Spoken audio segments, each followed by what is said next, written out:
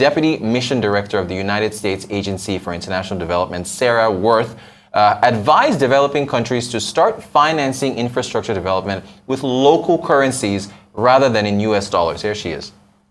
To support this conference, we recognize that foreign exchange risk is a key concern in infrastructure projects.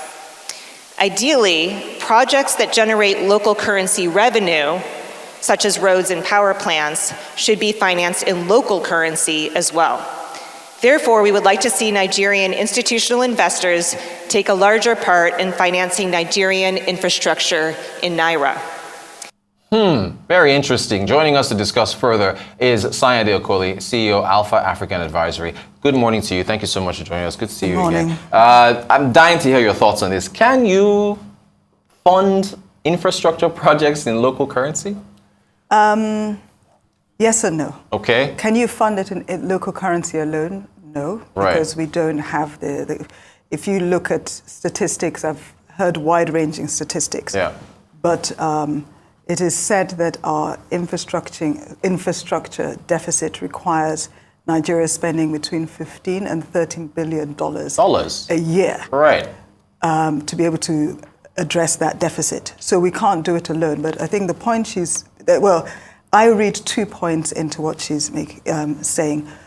First of all, the principle of matching your the investment currency with the cash flow currency.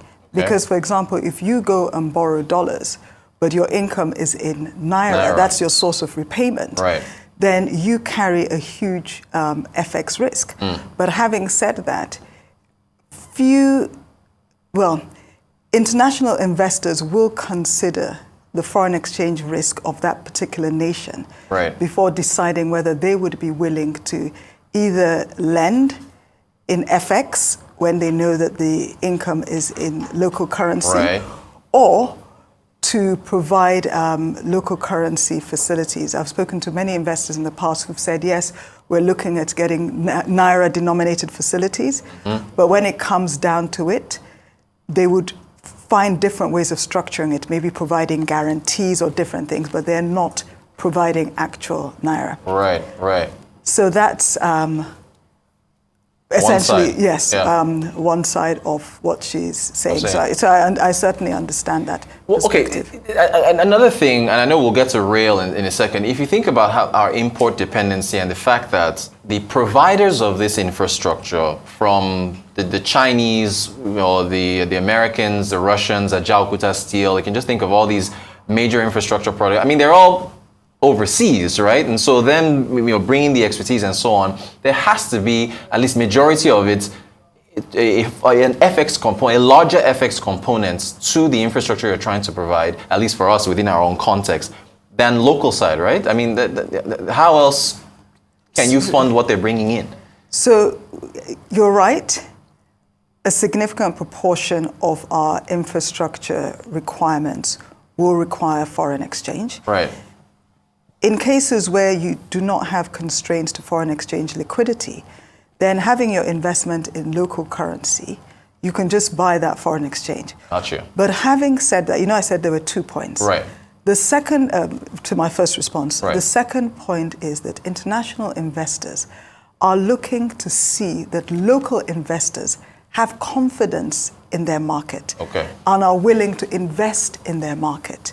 And without that, they're very hesitant to come in. So that's another reason why we need to see more local investment. Even if it's not going to meet all our needs, at least it takes us some way. Gotcha. Now, what about the unique context of where emerging markets are? The COVID pandemic and how that stretched budgets, the Russia-Ukraine war and what that's done for commodity prices, making diesel so expensive for us, and we don't even have power. Isn't that factored in somehow into all this?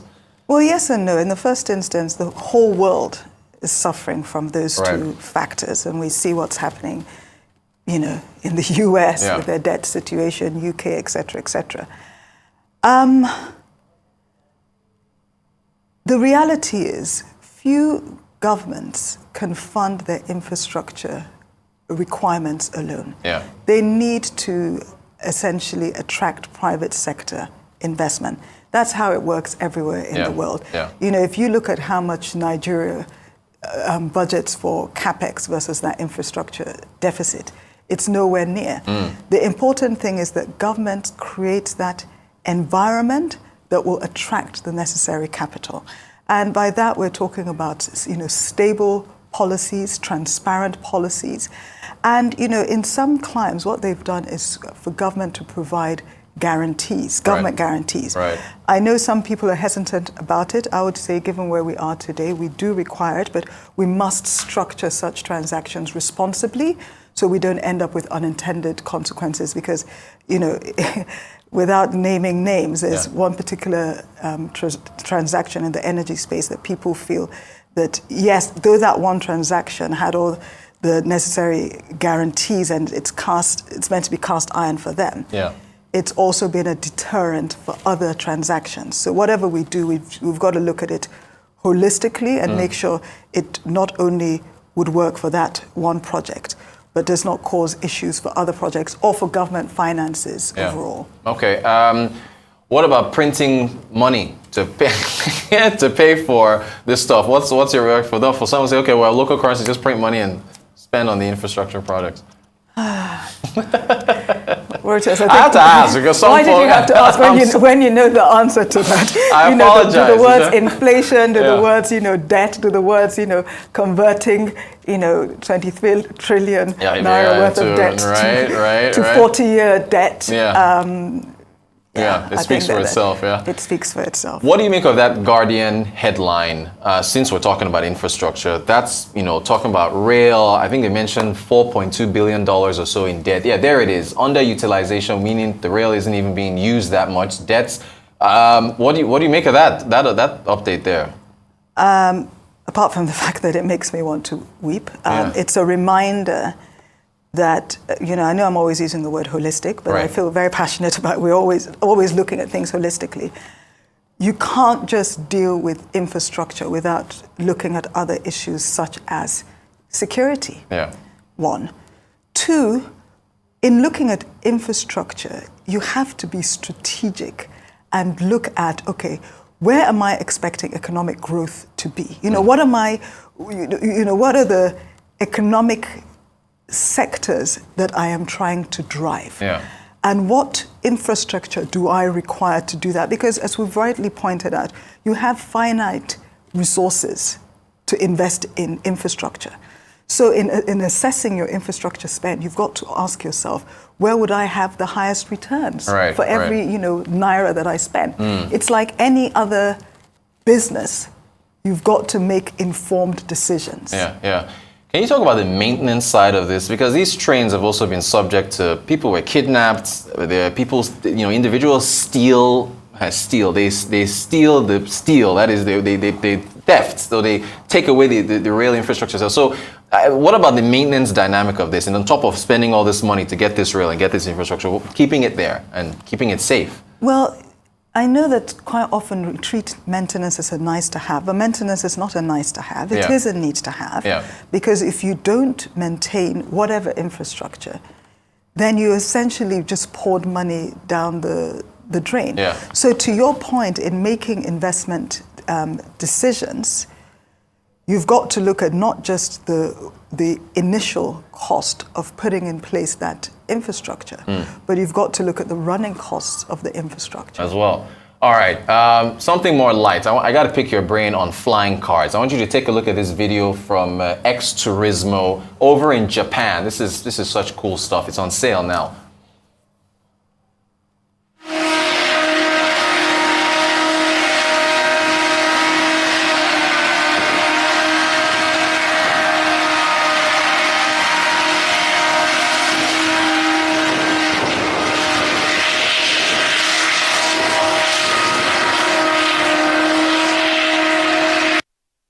All right, so it's $500,000, so you can probably afford it. I can't, but I want to get your thoughts on.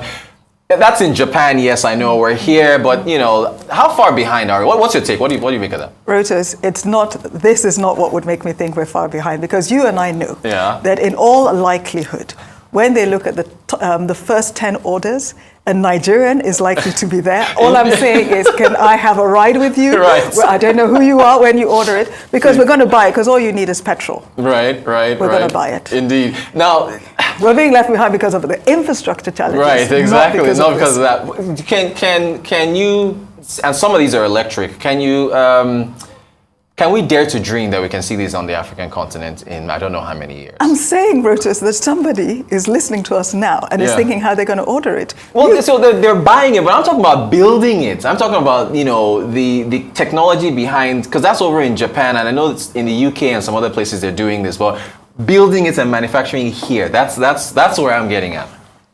Buying it, of course. I think the question is, when would we be able to do so competitively?